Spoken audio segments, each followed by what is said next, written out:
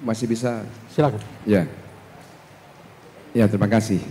Jadi menarik sebetulnya apa yang disampaikan kawan saya, Pak Deswer, terkait dengan bahwa ada aroma politisasi. Saya tidak ingin membantah itu, karena itu adalah hak beliau untuk menyimpulkan fenomena politik yang beliau coba tarik dari berbagai sumber informasi di luar sana. Saya tidak akan membantah itu, tetapi saya malam ini ingin memberikan suplai informasi yang A1. Sehingga penarikan kesimpulan yang dibuat oleh Pak Deswer dan dikemukakan di forum ini itu akurat. Bukan berdasarkan persepsi. Sehingga prejudisnya juga nggak keliru.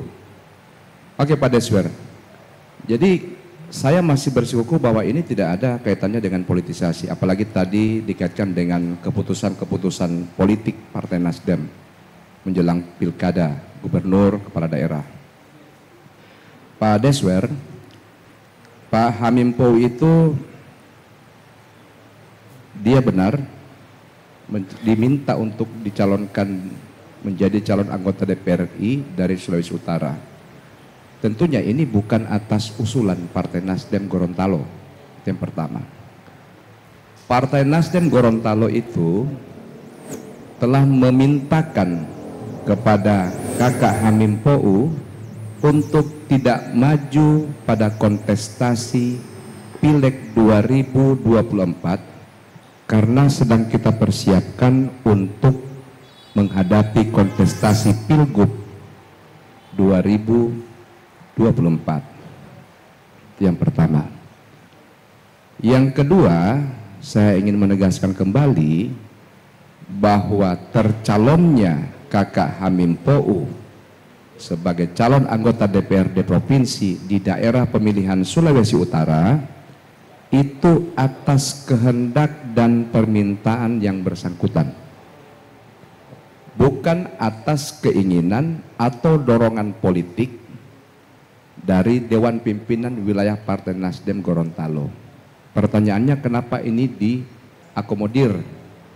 Nah, kenapa ini menjadi diakomodir? Karena memang karena ini adalah kehendak politik, keinginan beliau untuk memanfaatkan momentum Pileg 2019 sebagai sarana untuk aktualisasi diri, maka otomatis harus diperkuat dengan yang namanya lobby-lobby politik.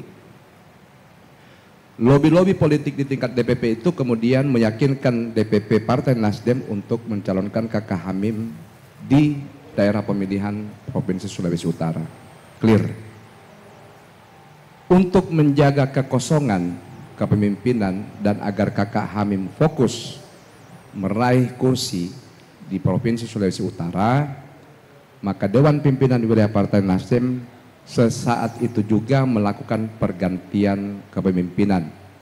Dari semula Dewan Pimpinan Wilayah Partai Nasdem dipimpin oleh Kakak Hamim, kemudian ditunjuklah Kakak Rahmat Gobel untuk menahkodai Dewan Pimpinan Wilayah Partai Nasdem yang alhamdulillah saya harus katakan Partai Nasdem mengalami quantum leap kesuksesannya. Jika di era Kakak Hamim kita hanya mendapatkan 1 ketua DPRD, maka di era Rahmat Gobel kita mendapatkan 2 ketua DPRD. 6 kursi di DPRD provinsi itu menjadi 7 kursi di DPRD provinsi. Semua kota Gorontalo yang tadinya tidak punya kursi itu mendapatkan 4 kursi. Pohuwato yang tidak punya kursi itu kemudian mendapatkan 4 kursi. Nah, kembali ke konteks tadi, bahwa Pak Deswer coba untuk menggiring opini bahwa ini ada kaitannya dengan penentuan siapa calon gubernur Nasdem gitu. Saya ingin memberikan ulasan yang lebih lugas kepada Kakak Deswer supaya Kakak Deswer dan yang halayak di rumah, di pendengar Mimosa itu mendapatkan informasi yang bersumber dari informasi yang A1 gitu. Terkait dengan kaitannya tadi dengan apakah ada upaya untuk menjegal Hamim dari internal Partai Nasdem, itu saya membaca seperti itu Pak Deswer ya. Pernyataan Bapak saya baca seperti itu.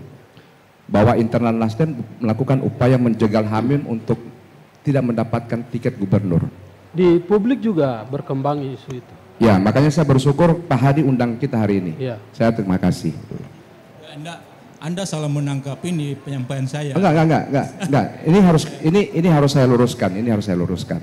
Supaya tidak terjadi kekacauan dalam di persepsi publik. Yang selanjutnya, tahapan penjaringan calon gubernur itu dilakukan secara bottom up dari tingkat bawah.